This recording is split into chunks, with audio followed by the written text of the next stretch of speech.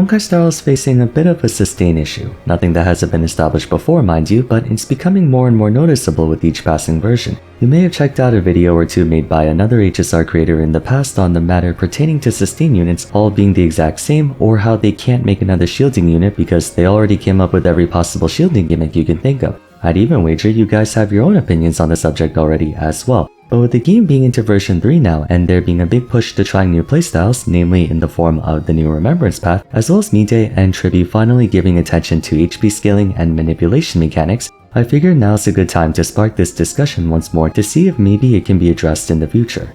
Something people have been continuously pointing out since the dawn of time is how we haven't had a single 4-star preservation unit come out from day 1. The only decent options we have are all 5 stars. However, now that we're well into version 3.1, another issue that's been popping up is that we haven't had a single preservation unit in over a year period, 5-star or 4-star. Abundance has also gone a fair length without any major update in that category, Lingsha being the most recent one. I mean, to be fair, it's not like we're in desperate need of new sustain ones, but when taking into account the complete lack of new preservation units and the one-dimensionality of both it and Abundance characters, I wanted to finally make a video discussing Starl's sustain problem, one that can lead to heavily stunted or destructive class balancing in the future.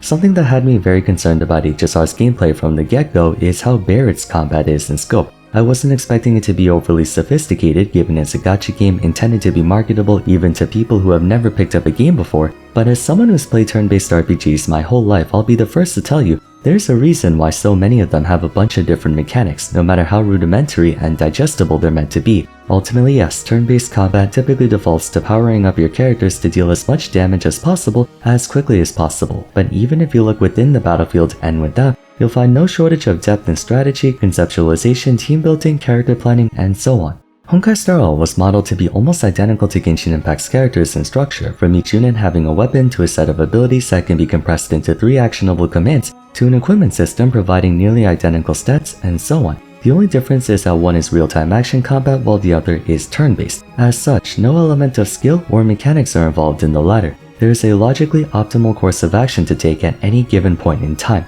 The final turn-based combat is the planning and subsequent building towards executing that plan. As a gacha game, Star Rail continuously pumps out new units for us to play with, each one stronger or more capable than the last, and while they've managed to get creative with this DPS category, where I feel like cracks are beginning to show in their design are in the support and sustain categories.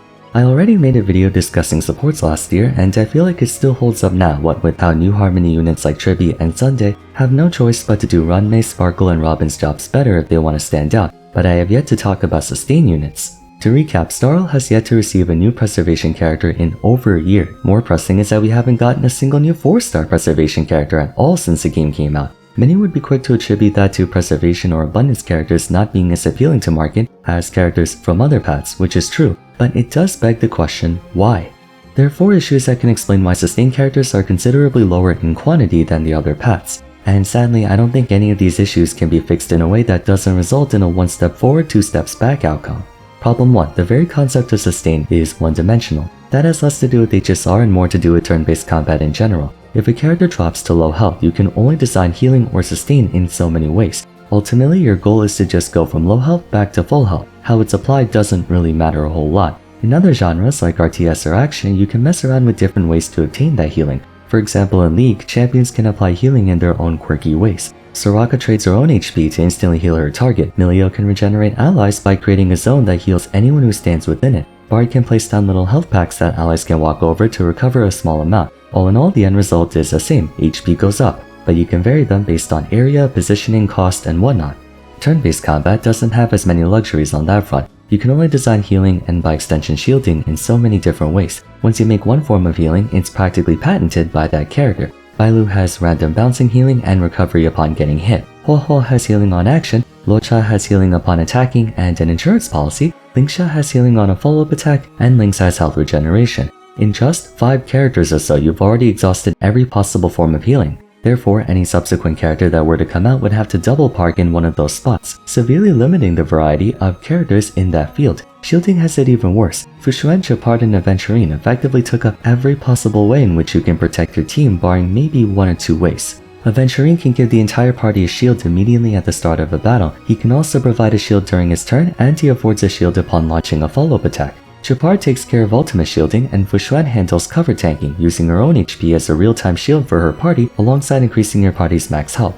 The only two ways of shielding that haven't been demonstrated yet are reactive burst tanking and full cover tanking. Reactive burst tanking would be when a shield is applied just before an ally gets attacked. All of Aventuring shields are applied preemptively, not reactively, so that would be one way to go about it. Full cover tanking denotes not just absorbing damage the team would take, but redirecting all effects as well. Fushuan redirects damage taken but not effects. Your party can still be crowd controlled or debuffed. Turn-based games are naturally more limited in how different their healing and shielding can be from one to another, which is why games take measures to add more variety to them in that field. Honkai Star Rail unfortunately cannot do so. The gameplay format is so extremely rudimentary that you have few if any ways to distinguish one sustain from another outside of the basic parameters of do you heal and shield one person, or heal and shield the entire team. If I were to perhaps use Pokemon as an example, despite both of them being turn-based titles where the fastest characters go first, Pokemon can implement more ways of healing and protecting the team, which even includes switching out. For example, Wish, wherein you can receive a delayed heal after casting it. During that time, if you were to switch out to a Pokemon in reserve, that Pokemon would receive it instead. HSR could technically implement a move like that as well if we had a reserve, but it doesn't. The 4 characters you have are all that you can work with, and because units like Aventuring and Linkshot do literally every form of practical sustain possible, there's only one other way to make other healers more appealing, leading us to our next issue. Problem 2.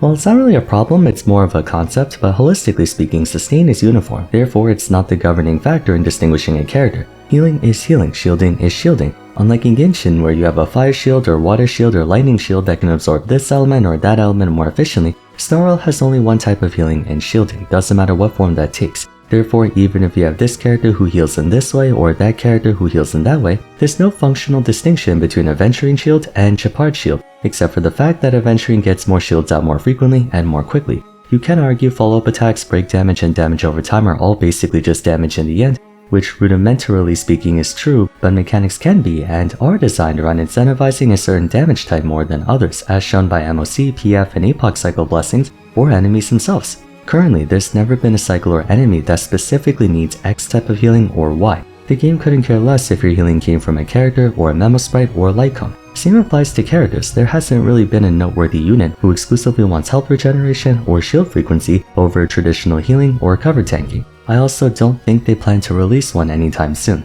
With how noticeable the sustain issue is, you'd think they would have implemented something like that already. But even if they do, I feel like that would be pretty scummy to implement in a game where characters cost hundreds of dollars. It pressures you to pull for every sustain character just to satisfy an artificial requirement and nothing more.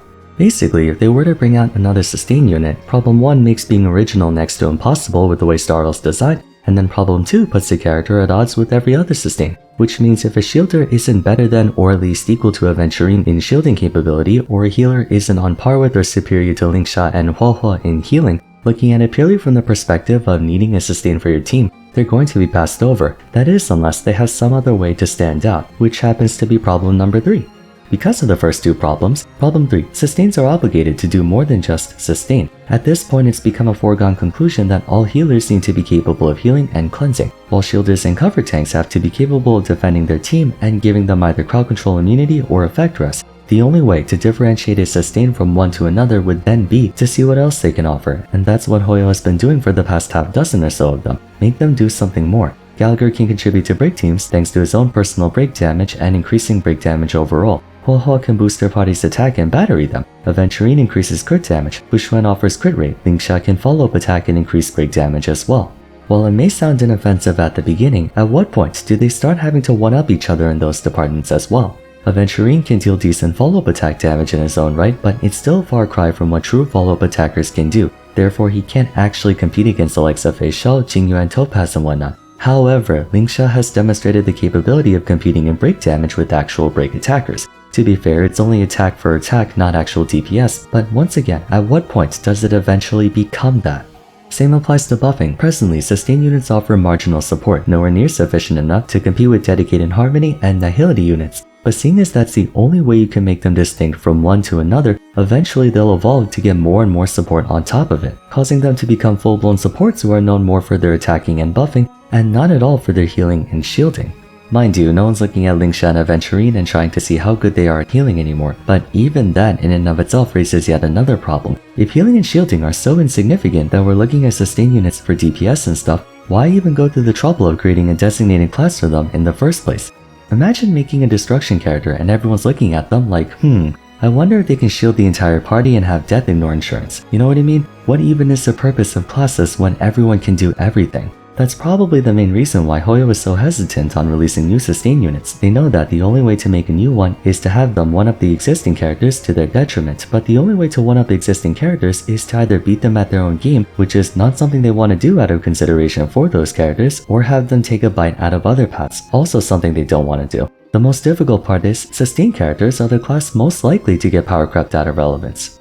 Problem 4. Sustain units are stuck in a catch-22. Of all the paths, Abundance and Preservation are the least significant ones because of how weak their established roles are. All of Star Rail's endgame consists of DPS races, how fast you can wipe out the entire enemy squad in as few actions as possible. Never once in the 2 years the game has been out for did they ever challenge our ability to stay alive. And even when they did, the best defense is a good offense. Enemies pose no threat to you if they're dead, right? Therein lies the issue, Castris. As I'm sure you're all acquainted with by now given how everyone's been losing their minds over it, rightfully so, Castris comes accompanying with a new unique support passive. Possessing her in your account will make it so one time per battle, if a party member dies, they can last one more turn, during which if they receive any healing or shielding, they can bypass death and keep fighting. However, if they do not receive healing or shielding, they will then die on their next turn. Oh, believe me, I'll be talking about Castris in another video in more detail, but within the context of this one, it effectively makes her the first offensive character to have a passive you'd expect to only ever see on a sustain unit, Death Prevention.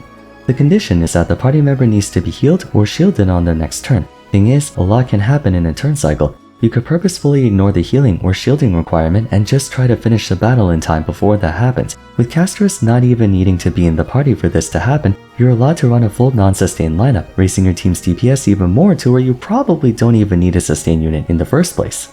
The very existence of a unique passive on a character that affects your entire account regardless of whether she is or isn't on your team sets a whole new precedent on what a DPS character will be allowed to do. Castris is a damage dealer with a protection ability. In the future, they might release damage dealers or Harmony Nihility supports with the power to heal or shield their party. Actually, they were already about to through Jalcho before they took it out of his kit. But point being, healing and shielding are becoming increasingly less relevant in Star Rail as a meaningful skill to pursue, causing the Abundance and Preservation category to lose considerable value. The less value they have, the less people are going to see them as worthwhile to go after, and so Hoyo might not find it worthwhile to release them when people won't care about them. All the same, they can't not release characters for a new path anymore, that too would be a problem. And yet, if they want to make a new sustain character, they'll have to make them do DPS or support, which will then set a dangerous precedent among the other dangerous precedents they've already been setting, where a healer can double as both a healer and a support or a shielder and a debuffer, which might then diminish the importance of other paths if it gets to a big enough point. So putting it together, sustains can't cross over into other paths too much or else it makes the units from the other paths lose value. But if they don't do something, other paths can cross over into sustains, which will make them lose what little value they have left. It's a lose-lose situation. The only thing they can try and do is keep healers tied to specific engines like how Gallagher is break and Aventurine is follow-up. I'm sure the dot engine would love to have a dedicated dot sustain unit, but likewise you can only make so many engines too. It's just a really tough spot to be in. Compared to Genshin where you can make a healer for each of the 7 elements and then make healers who can focus on this or that playstyle, Star Rail is a lot more restrictive in what you can do to diversify your cast, evidenced by the insidious power creep we've been dealing with throughout versions 2 and 3. Honestly, I'm not sure what they can do to fix this long term without completely reworking the game's combat structure, but what do you guys think? Do you believe there's a workable solution, or do you agree that this might be a really big character design problem in the future? Let me know in the comments down below. That's it for today, so if you enjoyed the video, a like and subscribe would be much appreciated. Don't forget to follow me on Twitter at Vars, join my Discord server, and check out my other Honkai Star Rail discussion videos if you haven't yet. But till next time, thanks so much for watching, and I look forward to seeing you again soon. Take care.